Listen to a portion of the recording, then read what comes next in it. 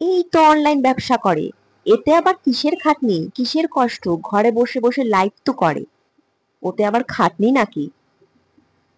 ঘরে বসে বসে এমনি ইনকাম করা যায়। আরে দাঁড়াও দাঁড়াও, কিভাবে বসে বসে এমনি ইনকাম করি আজ সেই গল্পই তোমাদের বলি।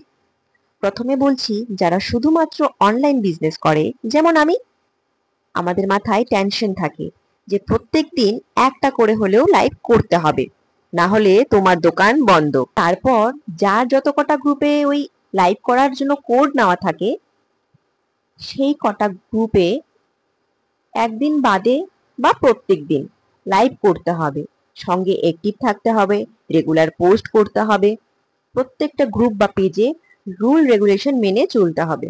তার সাথে তো ছোটখাটো এক্সিবিশন থাকছেই। এবার আসি লাইভ আসার আগের মুহূর্তে। লাইভ আসার ঠিক 1 ঘন্টা আগে নিজেকে প্রপার ভাবে রেডি করতে হবে।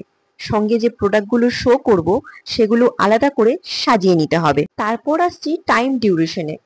প্রত্যেকটা পেজ এবং গ্রুপে লাইভের টাইম ডিউরেশন আলাদা আলাদা থাকে।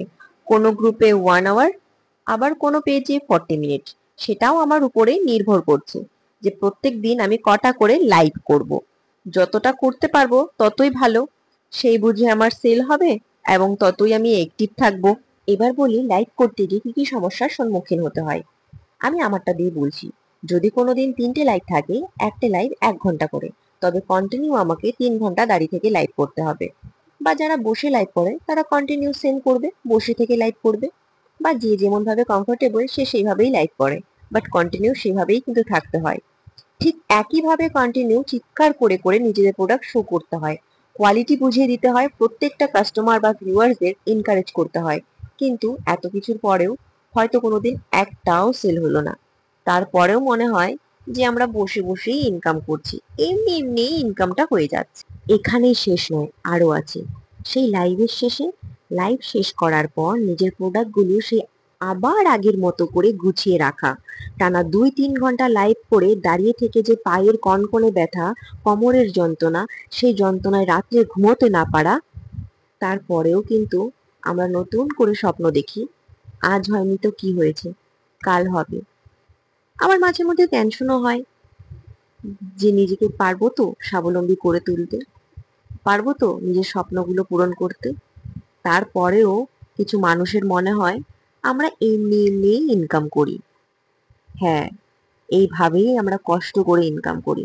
আমি সত্যিই তাদের সম্মান করতে জানি না যারা পরের কাজকে ছোট নজরে দেখে। আমি তাদের সম্মান করি যারা এত কষ্ট করে প্রত্যেকদিন লাইভে আসছে, প্রত্যেকদিন লাইভ করছে, প্রত্যেকটা দিন নিজের সংসার সামলে উঠে, নিজের বাচ্চা সামলে উঠে, নিজের স্বপ্ন বুনছে, নিজের জন্য স্বপ্ন দেখছে। তাদেরকে সেলুট জানাই। প্রত্যেকটা দিদিভাইকে আমার তরফ থেকে সেলুট জানাই যারা প্রত্যেক দিন লাইভ করছে, সংসার সামলে নিজের স্বপ্ন দেখছে। আজকের এই ভিডিওটা আমি প্রত্যেক সেই সেলারদের জন্য তৈরি করেছি যারা প্রত্যেক দিন আমার মতো করে লাইভ করে, কষ্ট করে, তারপরেও তাদেরকে শুনতে হয় যে এমনি এমনি তারা ঘরে বসে ইনকাম করছে। এমনি এমনি কেউ ঘরে বসে ইনকাম করতে পারে না, তার পিছনে যথেষ্ট কষ্ট করতে হয়, যথেষ্ট খাটতে হয়, তারপর গিয়ে 2 পয়সার মুখ দেখতে পাই। তবে আজকের ভিডিও এখানেই শেষ করছি। আজকের এই ভিডিওটা